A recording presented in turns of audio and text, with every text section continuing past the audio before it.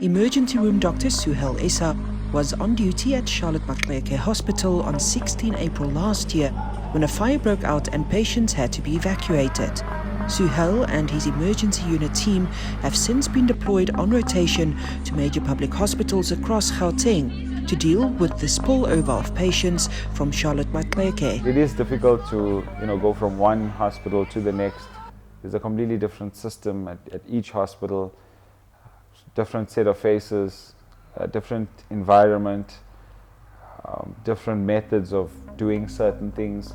Suhayl says emergency room staff were on the front line to treat the onslaught of patients amid a global pandemic and those injured during violent looting in July last year. All those violent acts ended up on our doorstep. So we've witnessed a lot, and I think a lot of people have spoken about burnout. A few of my friends have sought help in terms of counseling and therapy for mental health issues. Suhayl says the rotation of emergency room doctors from Charlotte Maxeke Hospital has given them a front row seat to the direct impact that under-resourced hospitals have on doctors' abilities to save lives. And when we arrived at one of the most dangerous and trauma-ridden areas in the country, we become MacGyvers trying to make makeshift tubing to insert into patients' chests to just stabilize them before they get to the secondary, tertiary facility that they require care at. More than 80% of South Africans make use of public health care facilities.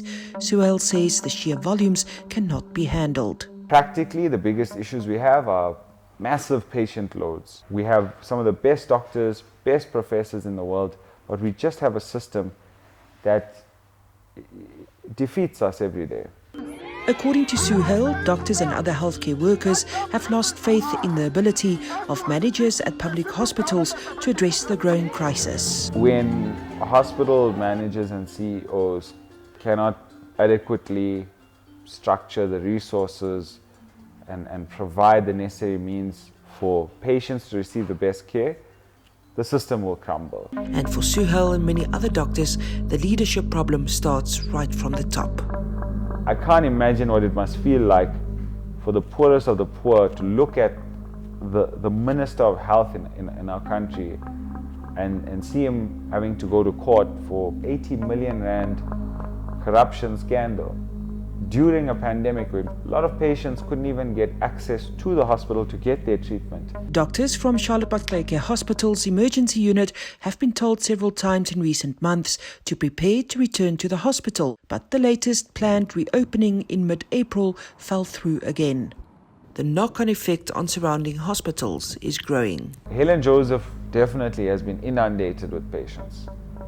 The biggest problem at the moment is the psychiatric patients, because they've taken on the entire burden of all the Johannesburg psychiatric patients.